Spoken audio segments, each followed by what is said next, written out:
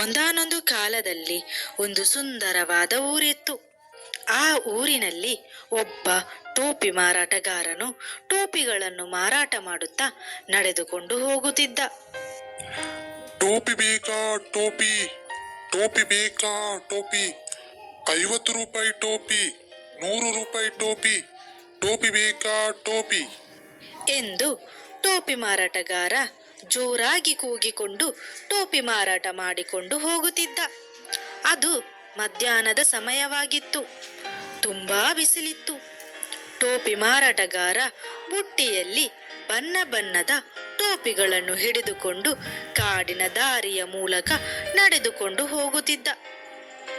ಬಿಸಿಲಿನ ತಾಪಕ್ಕೆ ಬೇಸೆತ್ತು ಬಹಳ ದೂರ ನಡೆದಿದ್ದರಿಂದ ಮರದ ಕೆಳಗೆ ಸ್ವಲ್ಪ ಹೊತ್ತು ಮಲಗಲು ಯೋಚಿಸಿದನು.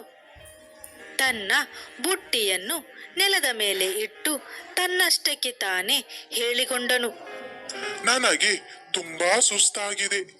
ನಾನು ಸ್ವಲ್ಪ ನಿದ್ದೆ ಮಾಡುತ್ತೇನೆ.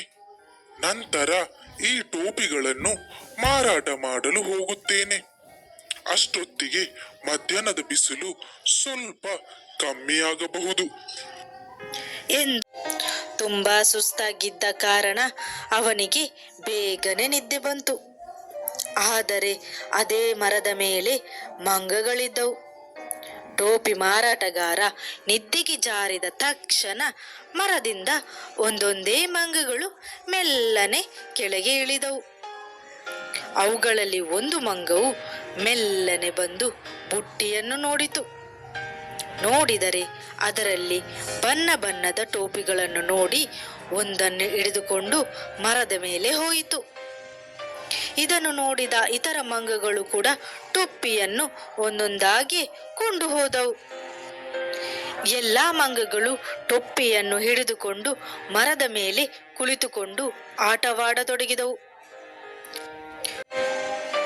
ಇದನ್ನು ನೋಡಿದ ಇತರ ಮಂಗಗಳು ಕೂಡ ಟೋಪಿಯನ್ನು ಒಂದೊಂದಾಗಿ ಕೊಂಡು ಹೋದವು. ಎಲ್ಲಾ ಮಂಗಗಳು ಟೋಪಿಯನ್ನು ಹಿಡಿದುಕೊಂಡು ಮರದ ಮೇಲೆ ಕುಳಿತುಕೊಂಡು ಆಟವಾಡತೊಡಗಿದವು.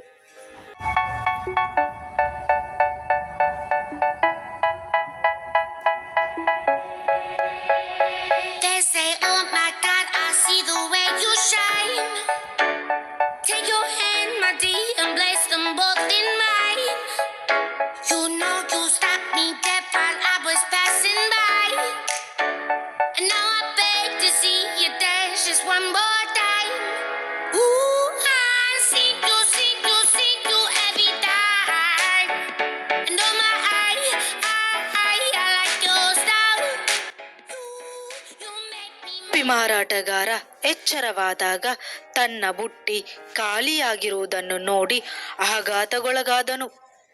ಅವನು ತನ್ನ ಟೋಪಿಗಳನ್ನು ಎಲ್ಲೆಡೆ ಹುಡುಕಿದನು. ಆದರೆ ಎಲ್ಲಿಯೂ ಸಿಗಲಿಲ್ಲ. ಹಾಗೆಯೇ ಮರದ ಮೇಲಿಂದ ಒಂದು ಟೋಪಿಯು ಬಿತ್ತು. ಆಗ ಅವನು ಮೇಲೆ ನೋಡಿದರೆ ಮಂಗಗಳು ಟೋಪಿಯನ್ನು ಧರಿಸಿ ಮರದ ಮೇಲೆ ಕುಳಿತಿದ್ದವು. ಅದನ್ನು ನೋಡಿದ ಟೋಪಿಗಾರನು ಮಂಗಗಳ ಕೈಯಿಂದ ಟೋಪಿಯನ್ನು ಪಡೆದುಕೊಳ್ಳಲು ಶೂ ಶೂ ಎಂದನು. ಆದರೆ ಮಂಗಗಳು ಅವನು ಮಾಡಿದ ಹಾಗೆ ಶೂ ಶೂ ಎಂದಿತು. ಆ ಟೋಪಿ ಮಾರಾಟಗಾರನು ಒಂದು ಕಲ್ಲನ್ನು ತೆಗೆದು ಬಿಸಾಕಿದನು. ಆಗ ಕೋತಿಗಳು ಸಹ ಆ ಕಲ್ಲನ್ನು ಹಿಡಿದು ಟೋಪಿಗಾರನಿಗೆ ತಿರುಗಿ ಬಿಸಾಕಿದವು. ಹೀಗೆ ಟೋಪಿ ಮಾರಾಟಗಾರನು ತುಂಬಾ ಪ್ರಯತ್ನಗಳನ್ನು ಪಟ್ಟನು. ಆದರೆ ಏನೂ ಪ್ರಯೋಜನವಾಗಲಿಲ್ಲ. ಟೋಪಿಗಳನ್ನು ಮರಳಿ ಪಡೆಯಲು ತನ್ನ ಬುದ್ಧಿವಂತಿಕೆಯನ್ನು ಉಪಯೋಗಿಸಿದನು. ಅವನು ತನ್ನ ತಲೆಯ ಮೇಲಿದ್ದ ಟೋಪಿಯನ್ನು ನೆಲದ ಮೇಲೆ ಎಸೆದನು. ಇದನ್ನು ನೋಡಿದ ಮಂಗಗಳು ಅದನ್ನೇ ಅನುಕರಿಸಿದವು. ಎಲ್ಲ ಟೋಪಿಗಳನ್ನು ನೆಲದ ಮೇಲೆ ಬಿಸಾಕಿದವು.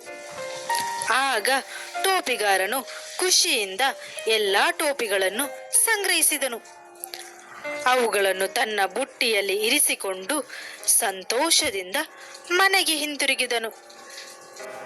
ಈ ಕಥೆಯಿಂದ ನಮಗೆ ತಿಳಿದು ಬರುವುದೇನೆಂದರೆ, ಎಂತಹ ಕಷ್ಟದ ಸಮಯದಲ್ಲಿಯೂ ತನ್ನ ಬುದ್ಧಿವಂತಿಕೆಯನ್ನು ಉಪಯೋಗಿಸಿ ಕಷ್ಟದಿಂದ ಪಾರಾಗಬಹುದು ಎಂದು ತಿಳಿಯುತ್ತದೆ.